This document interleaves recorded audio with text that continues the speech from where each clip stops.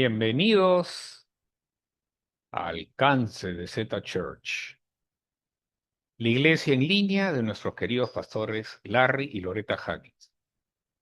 Una iglesia que va a la velocidad de la luz de Jesucristo. Yo soy Javier Berenzo. Ahora, previa a una pequeña oración, les traduciré un mensaje de nuestra líder de oración, Terry Braham.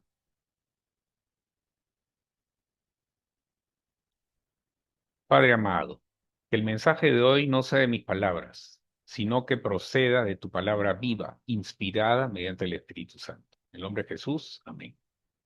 Y este es el mensaje que les voy a traducir. Empezó la líder de oración Terry.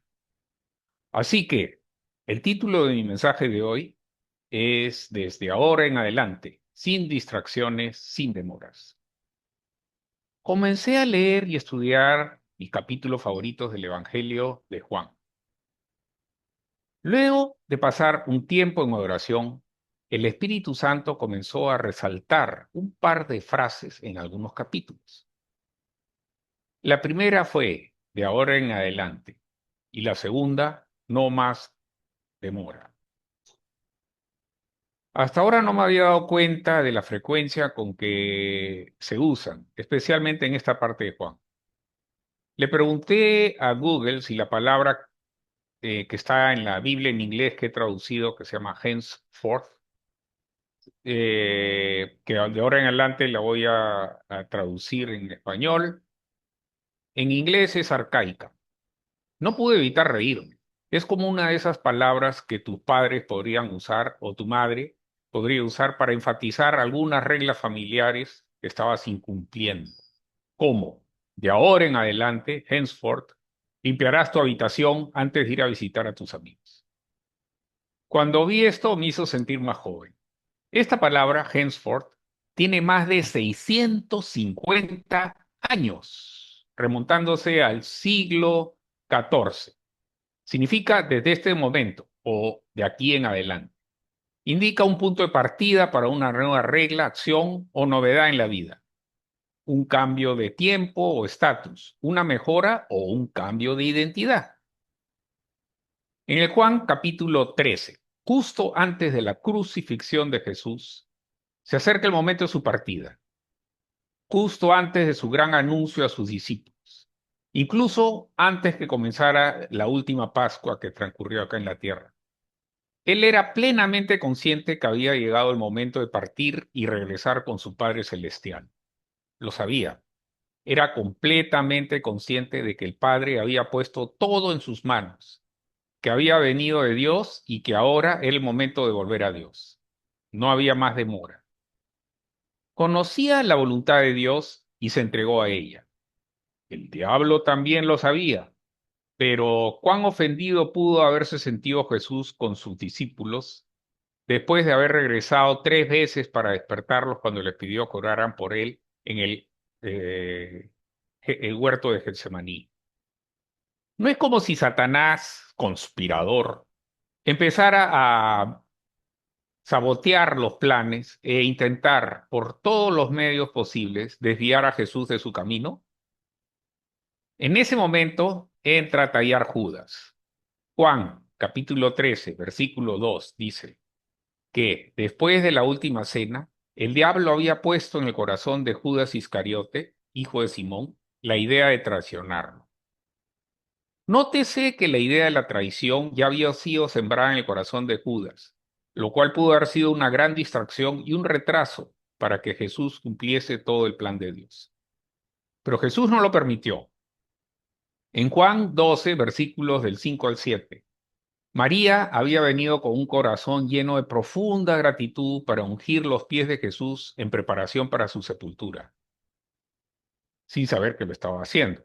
Sabía que se le había perdonado mucho, y la Biblia dice que quienes son perdonados por mucho, amarán mucho. Así que trajo este costoso perfume para derramarlo sobre los pies de Jesús. Pero Judas le dijo, ¿por qué no se vendió este perfume por 300 denarios y se dio a los pobres? Esto dijo no porque se preocupara por los pobres, sino porque era un ladrón. Esto está en el versículo 6. Él manejaba la bolsa de dinero y solía robar de lo que se depositaba en ella. Incluso la Biblia dice que era un ladrón.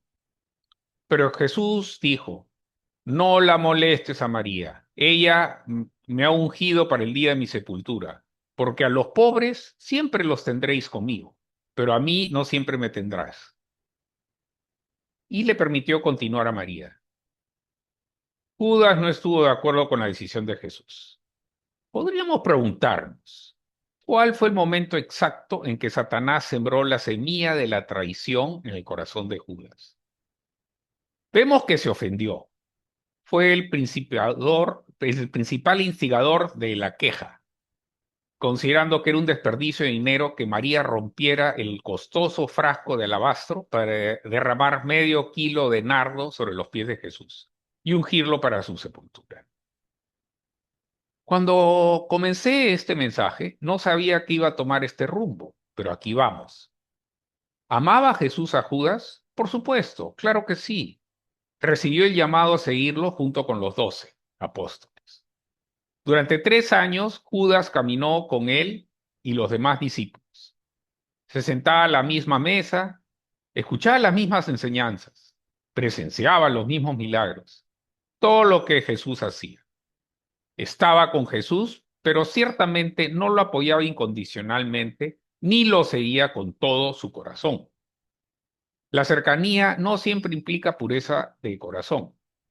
La Biblia dice en Juan 13:1 que Jesús amó a los suyos en el mundo. Los amó hasta el último y más profundo grado. Sabemos que de la fe, esperanza y el amor es lo más importante. Quizá a Judas no le gustó que Jesús le dijera que dejara a María en paz. Podría ser porque era un ladrón, un embustero y un traidor. Como tesorero principal del ministerio, robaba regularmente la bolsa de dinero. Por la razón que fuera o por todas las anteriores, fue en un momento de desacuerdo que el diablo encontró una puerta abierta en el corazón de Judas. Podemos ver cuán rápidamente el enemigo comenzó a lanzar pensamientos oscuros y encendidos de traición que se arraigaron profundamente en el corazón de Judas. Pudo usarlo como su instrumento, porque Judas permitió que el diablo sembrara una discordia entre él y Jesús. Y Judas, en lugar de dejar de lado el desacuerdo o olvidarlo, dejó que el asunto se convirtiera en un gran problema en su mente, tan exagerado que el diablo pudo usar esa ofensa para traerlo a la deslealtad total. Todos sufrimos ofensas, somos humanos, somos espirituales, pero somos humanos. En Efesios 6 nos dice cómo defendernos y mantenernos firmes durante esos momentos. Sabremos que vendrán aún más debido a los tiempos en que vivimos. El versículo 13 al 16. Por tanto, dice, tome toda la armadura de Dios. Nótese que eso es nuestra responsabilidad. Para que pueda resistir en el día mal y habiendo hecho todo, poder permanecer firme, pues, ceñido con la verdad, vestido con la coraza de justicia, con el calzado y la preparación del evangelio y la paz, y sobre todo tomando el escudo de la fe, con la cual podrás apagar todos los dardos encendidos del maligno. Toma el casco de la salvación. Esa es la parte defensiva. Ahora veamos la parte ofensiva. En los versículos 17 y 18. Toma la espada del Espíritu, que es la palabra de Dios, orando con la palabra de Dios, orando en todo tiempo con toda oración y súplica en el Espíritu, velando en esto con toda perseverancia y súplica por todos los santos. Velando en esto o con el propósito de perseverar en la súplica y la oración por todos los santos. Es de suma importancia que aprendamos a reconocer esos momentos en que el enemigo de nuestra alma intente sembrar discordia o división en nuestros corazones. Me dirijo tanto a ti como a mí mismo. El enemigo le encanta magnificar las ofensas en nuestra mente. y no desea nada más que robar, matar y destruir nuestras relaciones interpersonales. Las ofensas intentarán llegar a todos, pero si nos proponemos orar, estar vigilantes y alertas, podremos resistir y apagar todos los pensamientos oscuros y ardientes, si es que estamos, y así estamos completamente protegidos. La conciencia es el fruto de la oración. Muchas veces Jesús sabía lo que pensaban sus acusadores y lo abordó incluso antes de que hablaran, los abordó. Podemos tomar cautivos a todos esos pensamientos negativos si empuñamos la espada de la palabra. Un pequeño detalle personal. El miércoles pasado, durante nuestra reunión semanal de oración de Z Church, tuvimos un momento de transparencia y vulnerabilidad respecto a nuestras palabras. Yo me di cuenta de que mis palabras, que no estaban precisamente dirigidas a una persona, sino dichas en voz baja, así lo confieso, diciendo, estoy tan cansada de esto y aquello. Esas fueron mis palabras. El Espíritu Santo me lo hizo ver. Ni siquiera se trataba de una persona, se trataba de nuestras mascotas traviesas y algunos de sus comportamientos. Pero no había fe en esas palabras. Y fue seguida de una oración de frustración o más bien de queja. Pero justo ahí, desde esa reunión de oración, me arrepentí. Saqué esas malas hierbas de mi jardín, pues no necesito ese tipo de fruto. Siempre debemos estar alerta, vigilar nuestros pensamientos, hablarle a nuestros pensamientos como Jesús lo hizo. Cada pensamiento es una semilla que eventualmente crecerá hasta convertirse en un jardín entero. Depende de nosotros qué tipo de jardín cultivamos con nuestra boca. Cuando oramos conforme a lo que Dios dice, Él vela por su palabra para que se cumpla. La palabra no volverá a Él sin fruto. Él lo promete. Una de las maneras más rápidas de eliminar las semillas de malas hierbas de la ofensa de nuestro jardín, antes de que eche raíces, es empezar a dar gracias. Funciona siempre, sin distracciones, sin demoras. Notarán que en la mayoría de las oraciones que Pablo elevó en las epístolas, comenzaba dando gracias a Dios. Siempre comenzaba agradeciendo a Dios por la gente de la iglesia y elogiándola primero. Luego se ocupaba de los asuntos en cuestión. Siempre funciona mejor cuando se hace así. Es como un sándwich. Pero, ¿cuántos de ustedes saben que cuanto más cercanos somos a las personas, especialmente las que nos rodean, más podemos empezar a ver no solamente sus buenas cualidades, sino sus necesidades de mejorar en ciertas áreas? Ellos también lo ven en nosotros, pero somos nosotros quienes elegimos ser una persona que destruye o una persona que edifica a los demás. Nosotros decidimos. Este mensaje ha tomado un rumbo diferente al que pensaba. Y estoy divagando un poco, pero téngame paciencia. Antes de continuar, volvamos a donde Judas. Miren cómo lo amaba Jesús. Cómo lo amaba Jesús a Judas. Incluso después de librar la batalla más dura, agonizando en oración hasta el punto de sudar grandes gotas de sangre en el jardín de Getsemaní, en el huerto de Getsemaní, Jesús se entrega a su Padre diciendo, no sea mi voluntad, sino la tuya. Eso le otorgó una fuerza sobrenatural, un compromiso inquebrantable e inflexible con el propósito de su Padre, sin importar el dolor que ello implicara. El diablo supo entonces que no podría impedir que Jesús cumpliera el plan de su Padre, así que intentó retrasarlo, creando una gran distracción a través de Judas. Retrasos, distorsiones, distracciones. Esas son las artimañas del diablo, no las ignoremos. Mantengamos la mirada fija en el Señor y sigamos adelante. El Evangelio de Mateo dice que Jesús incluso llamó amigo a Judas cuando llegó al huerto de Getsemaní con una gran turba y lo traicionó con un beso. El Señor dijo, amigo, haz lo que viniste a hacer y hazlo pronto. Jesús sabía que había llegado el momento de entregarse como el gran sacrificio por toda la humanidad, sabiendo que Judas lo traicionaría.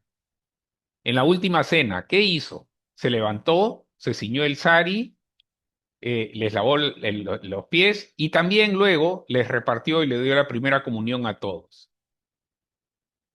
Juan estaba ahí y participó.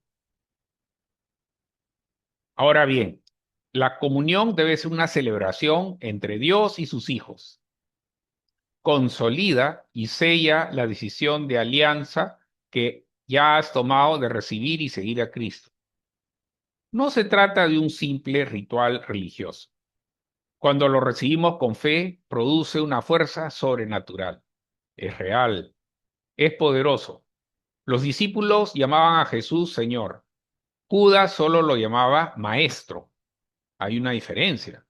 Notarán que justo después, según Juan 13, versículo 27, es cuando Satanás entró y se apoderó de Judas. Recuerden, Lucifer fue expulsado del cielo por ofenderse y por orgulloso en un entorno perfecto, donde aún así logró ser suficientemente astuto e inteligente como para crear discordia, conflicto y distorsionar y arruinar las relaciones, llevándose consigo un tercio entero de todos los ángeles. No lo estoy alabando, solo digo que estas cosas marcan la diferencia. Ahora imagínense, si pudo hacer esto con los ángeles, ¿cuánto más fácil le va a resultar engañar a las personas que viven acá en un entorno que está muy lejos de ser perfecto y lleno de personas que enfrentan desafíos diarios con sus propias limitaciones y autoestima? Persecución y traición. Podemos esperar esto del mundo. Pero cuando se trata de que hay uno de los hijos de Dios, uno de los suyos, que es perseguido y traicionado, la Biblia dice que nos regocijemos porque el gozo del Señor es nuestra fortaleza. Eso es exactamente lo que hizo Jesús. Siguió adelante con el plan del Padre con un propósito aún más enfocado, sin distracciones y sin demoras. Este gozo se convirtió en la fortaleza de Jesús. Debió haber tenido mucho gozo, ¿verdad? Veamos en Juan 13:31. Cuando Judas se fue, Jesús dijo, y ahora empiezo a regocijarme. Miren esto. ¿Es glorificado el Hijo del Hombre? Ahora ha alcanzado su honor, su exaltación. Mira hacia adelante lo que va a venir en el futuro, pero todavía está ahí con esa gente en el presente. Y Dios ha sido glorificado por medio y en él. El versículo 32. Y si Dios es glorificado por medio de y en él, Dios también lo glorificará a sí mismo y lo glorificará de inmediato sin demora a Jesús. La cruz ni siquiera había ocurrido todavía. Jesús pasó de agonizar en oración, Padre, aparta de mí esta copa, durante la batalla interior más intensa, sudando grandes gotas de sangre, hasta el punto de aceptarla a pesar de todo. No se haga mi voluntad sino la tuya. Luego se regocijen ellos, incluso ante la gran traición. Llaman lo que no es como si fuera. Mirando más allá de la cruz, viendo la cosecha que te incluiría a ti y a mí. No más demoras. En Juan, de nuevo, en el capítulo 13, Jesús hace su gran anuncio a sus discípulos sobre su partida.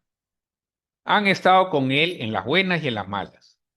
Lo han seguido, lo han escuchado enseñar y se han maravillado de todos los milagros que hizo.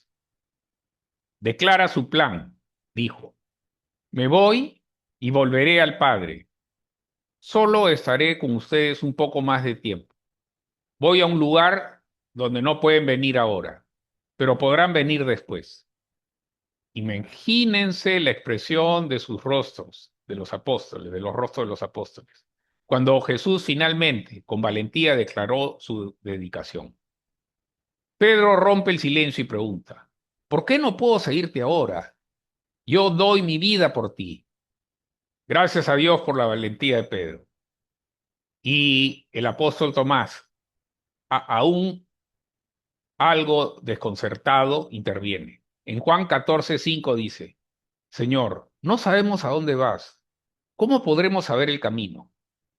Jesús responde, yo soy el camino, la verdad y la vida.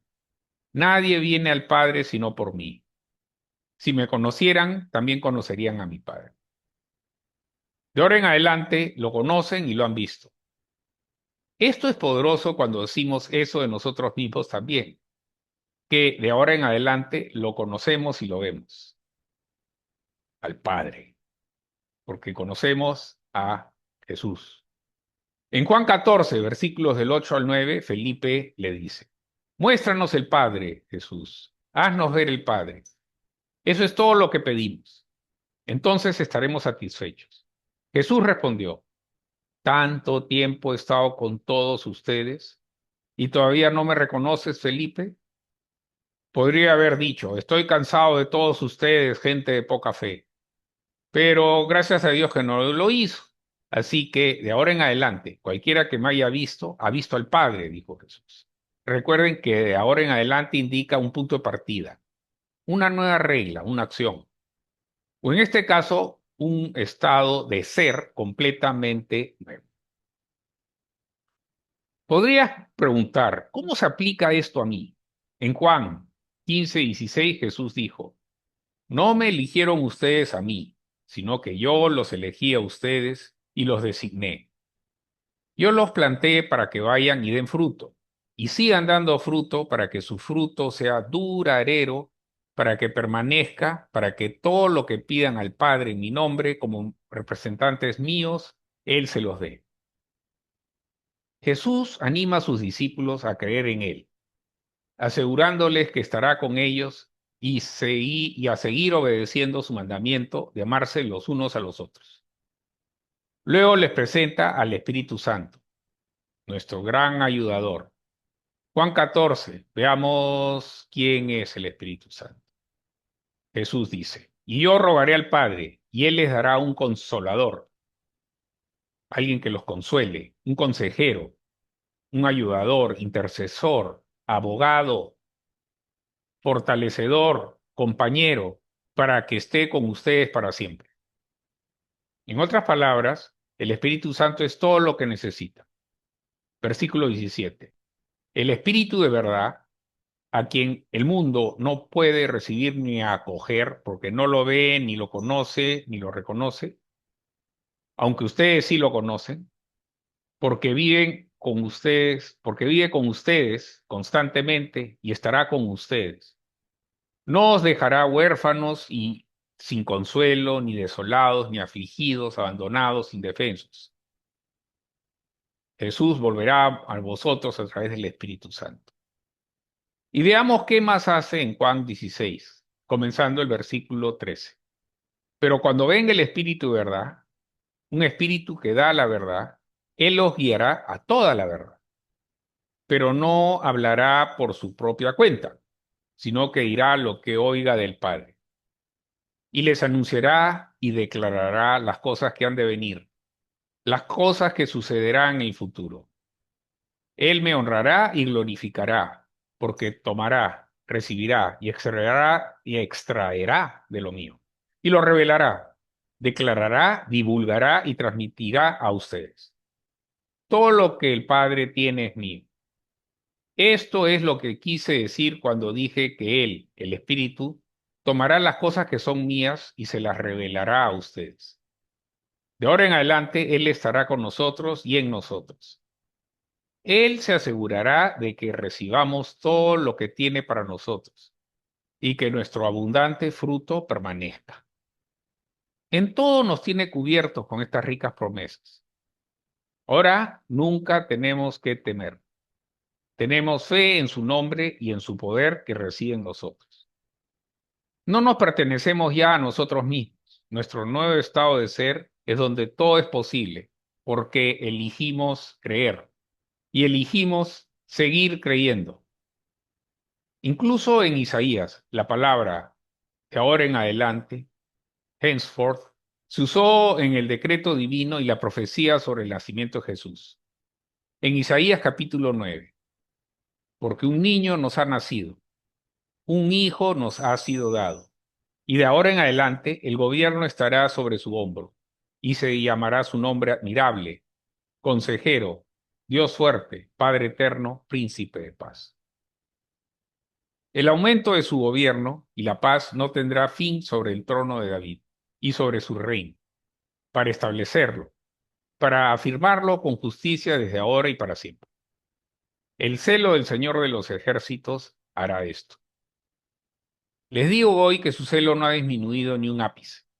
Él es paciente esperando que la gente entre en su reino, que entre en su familia. En Mateo 26, cuando Jesús se presentó ante el sumo sacerdote, la palabra de ahora en adelante se refería a un cambio inmediato. Finalmente, rompiendo su silencio, se le exigió que les dijera si era el Cristo, el Hijo de Dios. En el versículo 64 Jesús les dijo, es como dijiste. Sin embargo, te digo que de ahora en adelante verás al Hijo del Hombre sentado a la diestra del poder y viniendo en las nubes del cielo.